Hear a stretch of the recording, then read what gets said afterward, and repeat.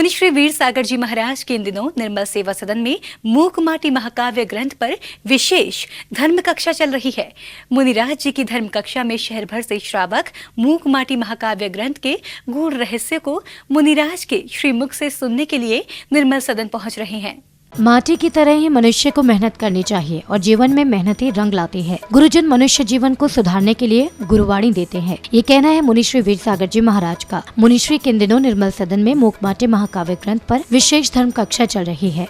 उस मूक रहने वाली, शांत रहने वाली माटी से कुछ कहलवा रहे हैं, कुछ संकेत, कुछ शिक्षा हम सब के लिए देने की कोशिश कर रहे हैं। जैसे भगवान की प्रतिमा होती है,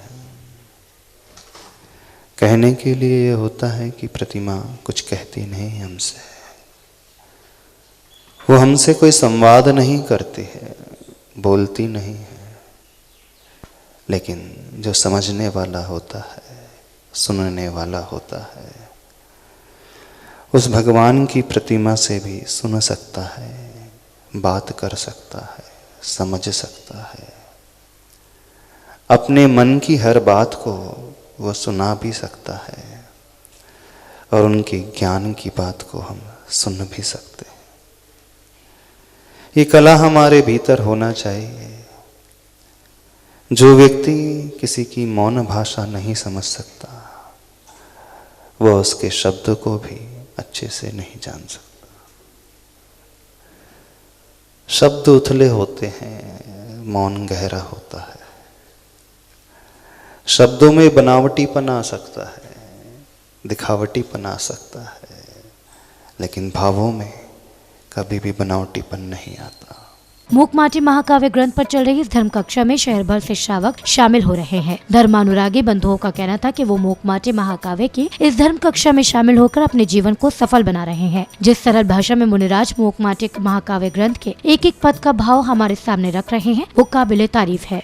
आज की जो क्लास में जो महाराज जी मुनिश्री वीर सागर महाराज जी द्वारा जो बताया गया था मूक माटी में, वो ये बताया गया था कि एक जो मूक माटी होती है, जो माटी बोल नहीं सकती, उसके अंदर भी भाव होते हैं। वो भी अपनी भावों से अपनी भाषा नहीं बोलती, पर लेकिन अपने भावों को व्यक्त करती है। किस तरह वो अपने भावों को, किस तरह वो तप कर अपना इतना सहन करती है, फिर फाइनली अपनी जो अल्टीमेट डेस्टिनेशन होती है, जो कलश उसको बनना होता है, उस पे वो जाती है। तो वो किस तरीके से अपनी ज़िंदगी में कितना सहन करती है, यही महाराज जी ने बताया था कि हम बोल नहीं सकते। जो मूक प्राणी होते हैं वो बोल नहीं सकते, पर उनके अंदर भाव होते हैं, वो व्यक्त कर सकते हैं। और उन भावों से हम किस तरीके से दूसरों की पीड़ा, दया समझते हैं और उनके ऊपर करुणा करते हैं। तो माटी एक तरीके से अपनी व्यथा वही सुना रही थी।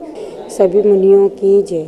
आज बिना महाराज जी ने हमें मूक माटी ग्रंथ के बारे में बताया है, स्त्री के बारे में बता रहे हैं, माटी के बारे में बता रहे हैं। कुम्भकार माटी को कैसे करता है, कैसे उसे सोने की तरह ठोक ठोक कर और इतने तपा तपा कर उसको बनाता है, और वो उसमें से कंकड़ अलग निकालता है और मिट्टी अलग निकालता है, तब जाके वो घड़ा बनता है। फिर वो हमें ठंडा, उसमें पानी भरते हैं तो वो हमें शीतल ठंडा पानी देता है। इस तरह से तप करने से ही संयम धारण होता है।